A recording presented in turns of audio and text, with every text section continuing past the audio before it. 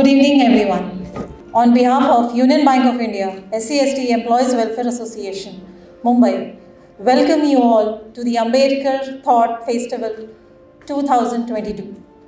नमो तस्स भगवतो अरहतो सम्मा सम्बुद्धस्स नमो तस्स भगवतो अरहतो सम्मा सम्बुद्धस्स बुद्धं शरणं गच्छामि धम्मं शरणं गच्छामि संघं शरणं गच्छामि। आज आप सभी ने इस प्रार्थना में हमारे साथ दिया। आप सभी का पुनश्च धन्यवाद। इस सुनहरी शाम में पधारने के लिए आपका फिर से तहे दिल से आपका स्वागत करते हैं। Being the part of this program, I am feeling really privileged. My hearty congratulations to Milen Sinde ji also for receiving the prestigious award, Dr. Ambedkar Samaj Nayak Award today. I strongly believe that the life of Baba Saheb Ambedkar is one which is to be taught to each and every Indian. I perceive Baba Saheb as constellation of power, plethora of thoughts, fountain of energy, and abundance of knowledge. He is the power who gives to the nation always. We all know that social injustice, differentiation among people, not providing opportunities to a particular segment of people, gender inequalities, illiteracy, all these were the cause of concern of some time, and Baba Saheb has raised his voice for addressing the issues. The voice that raised is still resounding in our hearts till the objective is fulfilled. He himself proved that he can only beat his own records because he is having numerous degrees and doctorates which no one individual can achieve that. It was possible with the Baba Saheb only, and as the 14th child to the parents, he could grow to the level and had thoroughness in 64 subjects, 9 languages, studied in London School of Economics, and could get the doctorate, Doctor All Sciences. That was the best doctorate one human being can get. He is the nation's property. He is jurist, he is economist, he is social reformer, he is political leader, he is anthropologist, he is writer, he is intellectual, he is Bharat Ratna. One can imagine a person could provide generations of wealth to the nation without any struggle. It is not possible. The path of Baba Saheb was also not easy. It was full of thorn and humiliations. But a legendary like Baba Saheb always come back with his thought process and showed the path to the entire society. I also have a question whether as a banker we can speak about this legend or not. Yes. Why? Because the banker has the objective of social responsibility. We, the bankers, have responsibility for social justice, needless financial support, support for education, support for shelter, support for health, what not. We bankers are there in every cause of society and we are there in every change in the people.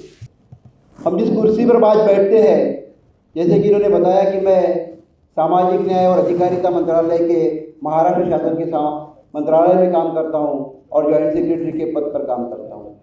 निश्चित ही मुझे उसका अभिमान है कि मैं अपने समाज की सेवा वहाँ पर बैठ के करता हूँ। मेरे जहन में 2 प्रश्न आते हैं।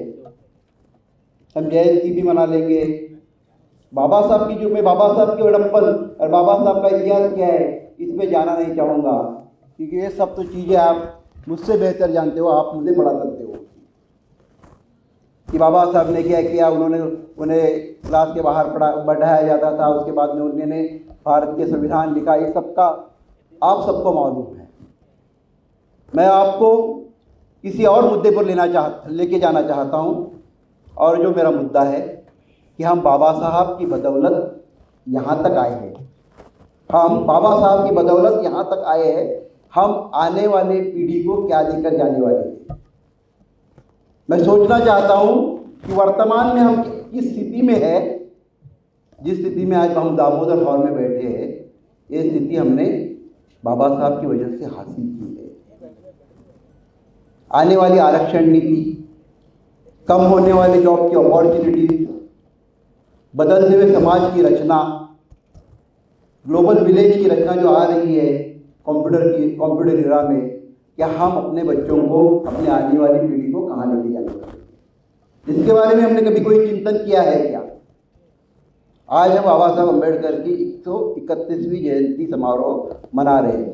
क्या हम सोच सकते हैं अम्बेडकर 150, इसके बारे में का कोई विचार हम रख सकते हैं क्या कि आने वाले 20 साल में बाबा साहब अम्बेडकर का समाज कहाँ पर होगा, उसकी अधिकारिता क्या होगी, उसका फाइनेंशियल स्टेटस क्या होगा, उसका सामाजिक स्टेटस क्या होगा, उसका धार्मिक स्टेटस क्या होगा, कि इसके बारे में कोई रोड मैप हम बना सकते हैं क्या? क्योंकि आप सब लोग तो फाइनेंशियल लिटरेट पीपल हो, और मैं चाहता हूँ कि आने वाले समय में जॉब अपॉर्चुनिटी तो कम होते जा रहे हैं, तो हमारे जो बच्चे हैं उनको सेल्फ एम्प्लॉयमेंट की तरफ बढ़ना पड़ेगा। फिर उसके लिए हमारे पास कोई पॉलिसी है क्या? क्या ये पॉलिसी, क्या गवर्नमेंट में हम बैठे लेकिन पॉलिसी बनाते वक्त गवर्नमेंट किसका प्रतिबिंब होता है? गवर्नमेंट जो होता है वो हम सभी लोगों का प्रतिबिंब होता है। और गवर्नमेंट क्या देता है? जो समाज मांगता है वो ही देता है। मुझे लगता है कि हम अधिकारी पद पर बैठने के बाद जो चीज़ें हम पैसों से खरीद सकते हैं, वो चीज़ों को मुकम्मल करना हमारे लिए कोई बड़ी बात नहीं है। जैसे कि मैं सामाजिक न्याय मंत्रालय में काम करता हूँ। 2015 में डॉक्टर बाबा साहब अम्बेडकर की 125वीं जयंती थी, और गवर्नमेंट ऑफ महाराष्ट्र ने तय कर लिया कि हम बाबा साहब का, जहाँ पर बाबा साहब लंदन के घर में उच्च शिक्षा लेते वक्त रहते थे, वो घर हम खरीद लें। कुछ बड़ी तकलीफ हमको करने नहीं पड़ी।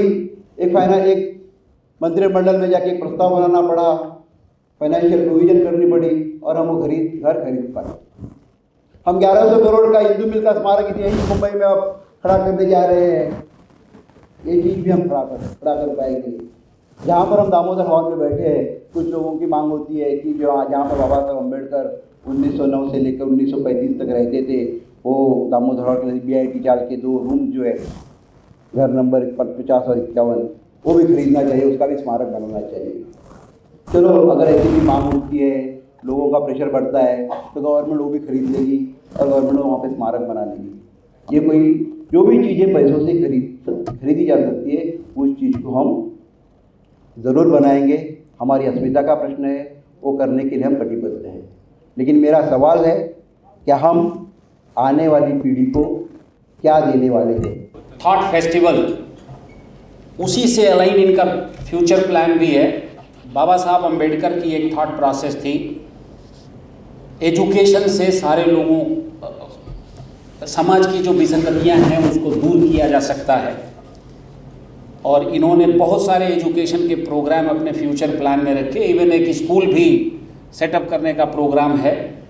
अगर हम लोग भी उसमें कंट्रीब्यूट कर पाएँ तो अपने आप को सौभाग्यशाली समझेंगे। तो बहुत बहुत धन्यवाद। और यहाँ पे हमें इस मंच पर आने के लिए जो हमें आपने अवसर प्रदान किया है, उसके लिए भी हम आपके बहुत बहुत आभारी हैं। जहाँ तक थॉट प्रोसेस की बात है, सो जैसे एक पेड़ को, उनका ही ये थॉट है, मैं हिंदी में बोल रहा हूँ, एक पेड़ को प्रगति के लिए पानी की ज़रूरत होती है, वैसे उनके विचारों की प्रगति के लिए समाज में उसके प्रोपेगेशन की ज़रूरत होती है, तो उसके लिए फेस्टिवल के माध्यम से अगर आप उनके विचारों को प्रोपेगेट करके अगर समाज में सुधार ला रहे हैं तो बहुत ही अच्छा कार्य है, और ऐसी कार्य आप हमेशा करते रहें, इसके लिए भी शुभकामनाएं। अपनी एक बात रखूंगा, आपका ज़्यादा समय नहीं लूँगा, उसके बाद फिर मैं अपनी वाणी को विराम दूंगा। यहाँ पर बहुत सारे वक्ता हैं आज स्टेज पर बैठे हुए। मैं क्या समझता हूँ कि अगर थॉट प्रोसेस को सही रखना है तो उसके लिए आपको अपने थिंकिंग को, थॉट प्रोसेस को रेगुलेट करना पड़ेगा। मन में विचार बहुत आते हैं, अभी आपको कोई गलत बात बोल देगा तो भी आपको जो है मन में कड़वे विचार आएंगे उस आदमी के प्रति। बाबा साहब से देखिए, सीखिए, उनके धैर्य से सीखिए। कोई भी आदमी उनको किसी भी विषम परिस्थिति में डालता था, फिर भी उन्होंने अपना धैर्य कभी नहीं खोया। वो कहाँ से शक्ति आती थी? तो मैं बहुत मन में विचार किया कि वो शक्ति उनको कहाँ से आती है, तो मुझे कुछ मिला, कई जगह लिखा भी मिला। पता नहीं उनके क्या शक्ति थी, उसके बारे में तो कोई नहीं बता सकता है, लेकिन कुछ मिलता हुआ मुझे मिला जो कि ऐसा इंगित करता है कि वो शक्ति रही होगी उनके पास। जो मैं बताने जा रहा हूँ वो कि जो विचार आते हैं मन में वो आपके फीलिंग से आते हैं। तो अगर विचारों को कंट्रोल करना है तो अपने फीलिंग्स को कंट्रोल करिए। Don't put your feelings in auto pilot mode, that is what I think he is indicating towards that. Don't put your feelings on autopilot mode. Autopilot mode अगर मैं आपको बताऊं तो जब जहाज ऊपर उड़ता है आसमान में तो कई बार पायलट आप देखते होंगे बाहर आ जाता है, वो ऑटो पायलट मोड में सेट कर देता है अल्टीट्यूड और लॉन्गिट्यूड लगा के। बॉम्बे से दिल्ली जा रहा है तो वहाँ का अल्टीट्यूड एक हाइट पर जाके छोड़ देता है और वो चलता रहता है। अगर आप अपने फीलिंग्स को वैसे छोड़ देंगे तो आपके विचार फिर वैसे ही दिमाग में पैदा होंगे। सो फीलिंग्स को कंट्रोल करना है, और क्यों करना है? ताकि दिमाग में अच्छे विचार आए। अच्छे विचार आएंगे तो आपका जो एक्शन रिएक्शन है वो भी अच्छा होगा, एंड आपका जो व्यवहार है वो आपके एक्शन से मापा जाता है। So your action controls your behaviour basically. So therefore अगर आपका अच्छा व्यवहार है तो आप एक अच्छे कैरेक्टर के व्यक्ति माने जाते हैं, और अच्छे कैरेक्टर के अगर व्यक्ति हैं आपके तो you are inviting divine power. You are inviting divine power. ऊपर वाला भी फिर आपकी मदद करता है। सो इसलिए there is a need to control your feelings. Feeling controls your thinking, thinking controls your action controls your behaviour, and behaviour defines your character, and character is good, then you are inviting divine power. This is what I thought I will share on this occasion. छोटे से गांव से आया हूँ, सांगली से जो drought area है जिसको हमेशा कौटे महाकाल, जो महेश कोठारी का जो मूवी आया था कौटे महाकाल करके उसको बोलते थे, लेकिन वो नाम है कौटे महाकाल। ड्राउट है, हमेशा ड्राउट था। उसी छोटे से गांव से एक लेबर फैमिली से आया हूँ मैं। तो गरीबी क्या है वो देखी थी, और वो गरीबी देखते देखते एजुकेशन, शायद आप में भी उसमें से आए, वो गरीबी देखी थी, लेकिन वो गरीबी भूली नहीं। जो काम किया, जो काम करते समय क्या था कि एजुकेशन मिला, अच्छा सा इंजीनियरिंग की डिग्री मिली, वापस उसी गांव में एक शुगर फैक्ट्री थी, पिताजी भी वही काम कर रहे थे। तो उनसे पहचान से शुगर फैक्ट्री के चेयरमैन पास गए, वो चेयरमैन मेरे ही गांव के थे। उनसे जॉब पूछा तो उन्होंने बोला कि जॉब नहीं है, और दूसरे दिन किसी और को उसने जॉब पर रख दिया। उसी दिन तय किया कि मैं आज के बाद किसी के सामने जॉब के लिए तो हाथ नहीं फैलाऊंगा। लोगों से बोलता रहा, बात आगे बढ़ते रही, काम मिलता रहा, सोशल सेक्टर में आया।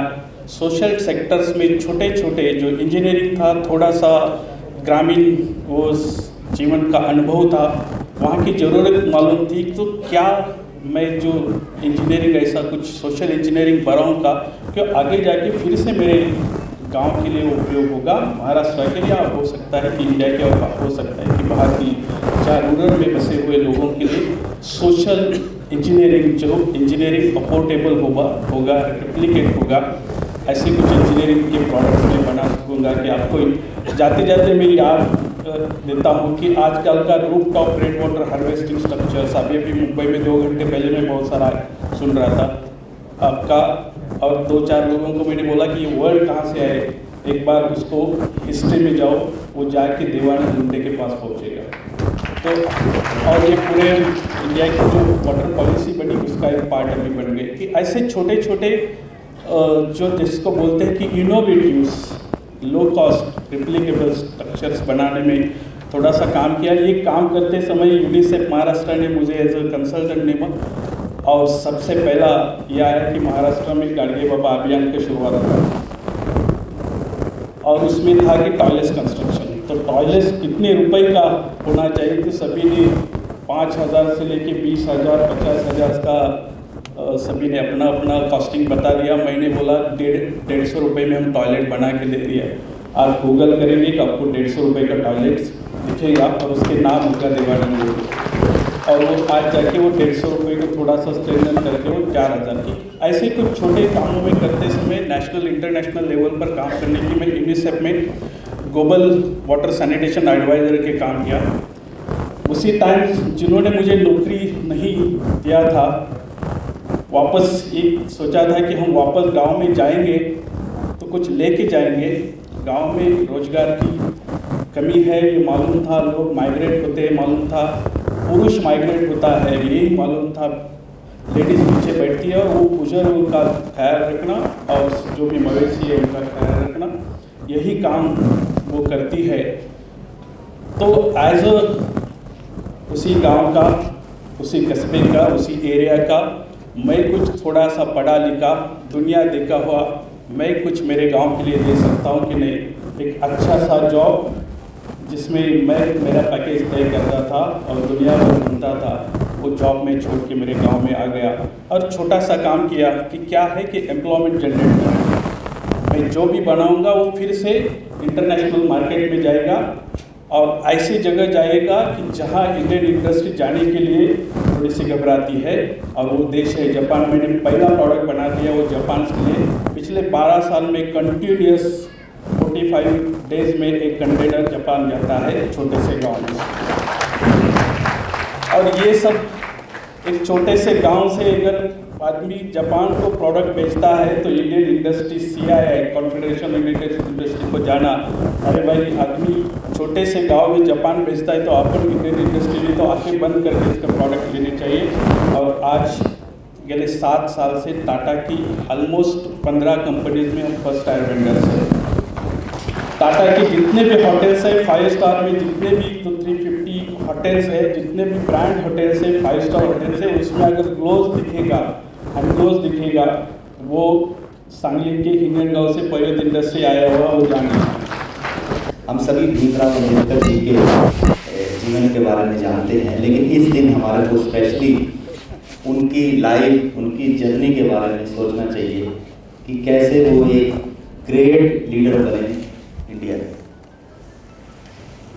चाहे उनका बचपन हो, यूथ हो,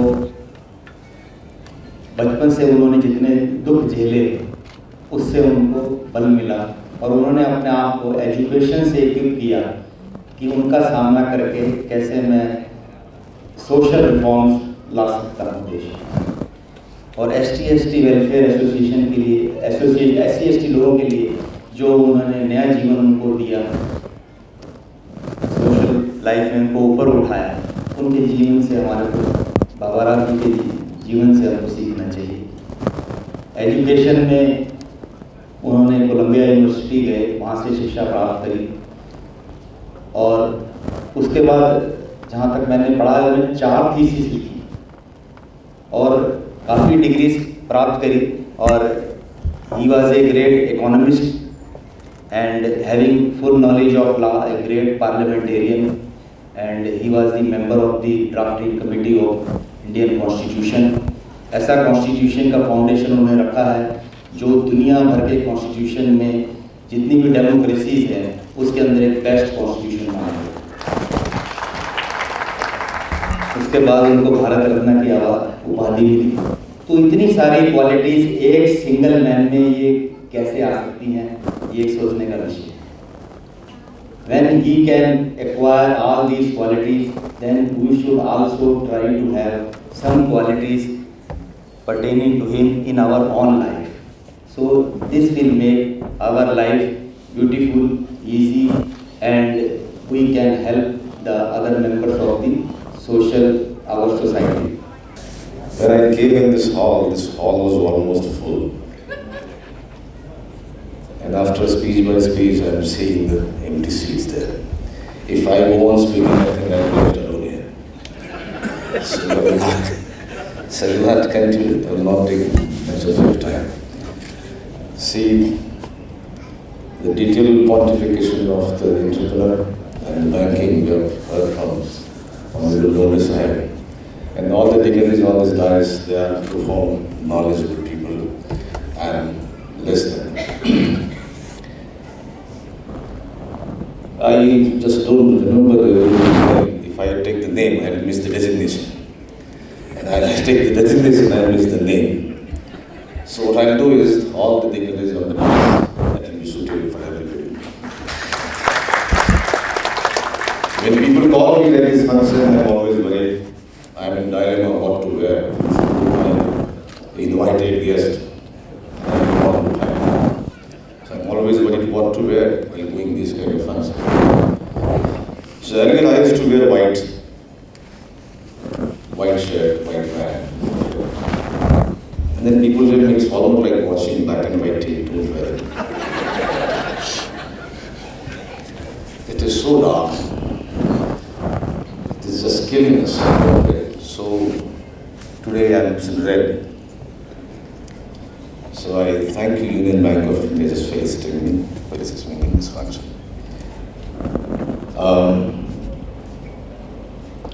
There are many things, but since the function has started late and people are waiting to go on, there is more events waiting in the pipeline.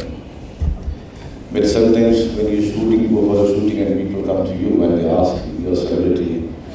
Once I was shooting in the small village and they came to me that you're shooting in this village, so you should contribute for our village. I said, in which form you want me to contribute? They said, it's a donation. They said, for what? I said, for what? They said, the arch of our village is half broken. We want to reconstruct it. Arch means what? Arch divides us from the main village to the ostracized we are downtrodden. We are forced to stay out of the main village. That arch was broken. They were asking me to pay some donation to rebuild, reconstruct the arch. I said, I'll pay donation to demolish the whole arch. Because there is no need of arch now. We are part of the village. We are almost part of it. We are a village now. So I think this courage, this confidence, who gave me? Gave me Dr. Baba Saheb Ambedkar. When somebody told me, you're putting on, your tummy is quite noticeable. Obesity is increased yours. I said, 2,500 years before, my forefather's tummy was reaching to the back. Nobody said this. Why your stomach is sticking to your back? And today we are eating little well, we are putting on little weight, our tummies are increasing. You are worried? I know that we should take care of our health, but we are gathered together. See, I don't know about this, what happens inside the SC/ST organizations. I think this organization is very intact. But when you see outside SC/STs, SC thinks we are superior than SCs. SC thinks we are superior than STs. This is Swahili syndrome, that dominating each other. We are superior than you and we are superior than us. My just small suggestion to all of us, including me, that let's go hand into hand, not one before another. It will kill us. Yes, and I can understand this. आज मेरा ये doctor Baba Saheb Ambedkar जयंती का as a employ अंतिम जयंती होगी, तो इसलिए मैं अपनी मनोगत जरूर व्यक्त करूंगा। आज भावनाओं से पूरा भरा हुआ हूँ, शायद उतना समय नहीं है कि मैं आप लोगों को कुछ बता सकूं। Greetings. Bharat Ratna Baba Saheb doctor B.R. Ambedkar, the chief architect of Constitution, inspired millions of people to lead life with dignity. He felt a treasure of work to guide future generations in their quest to justice, economic, social and political. His emphasis on the education as mean of the social environment us yet great shift in the society, also making economic growth should equitable and progressive. It is really hurting to see All India Union Bank SC/ST Employees Association celebrating his life and ideas through Ambedkar Jayanti Festival, honoring people who have worked toward the fulfillment of his vision. Thank you for inviting me to the Jayanti on 28th May 2022, but for pre-scheduled commitment on the same day, it would have been a pleasure to attend the event in person. I send my good wishes to all the participants and wish the program all the success. With best regards, yours sincerely, Rajkiran Rai ji, Managing Director and CEO of Union Bank of India. Thank you, sir. Thank you for giving this message, and we can understand, sir, that having the 2 days time in your hand, many people are eager to felicitate you. So we can think that with this letter, we are lucky enough that you have also given your message to the society of SC/ST at the last inning of your service. आवाज़ India के सभी दर्शकों को मेरा सविनय सप्रेम जय भीम। आज इस यूनियन बैंक के फंक्शन के अवसर पर मैं यहाँ आया हूँ। बैंक के सारे एम्प्लॉय को, SC/ST एसोसिएशन को मेरी तरफ से बहुत बहुत बधाई। और इस जयंती उत्सव में बहुत लोगों से मुलाकात हुई, बहुत अच्छे विचारों का आदान प्रदान हुआ। और मैं आप सभी दर्शकों को बाबा साहेब के इस जयंती के अवसर पर बहुत बहुत शुभकामनाएँ, बधाई देता हूँ। और एक बार आऊँगा आपके चैनल पर, दिल खोल के बातें करेंगे, बहुत सारी बातें करनी है। एक बार आऊँगा तो बात करेंगे। जय भीम।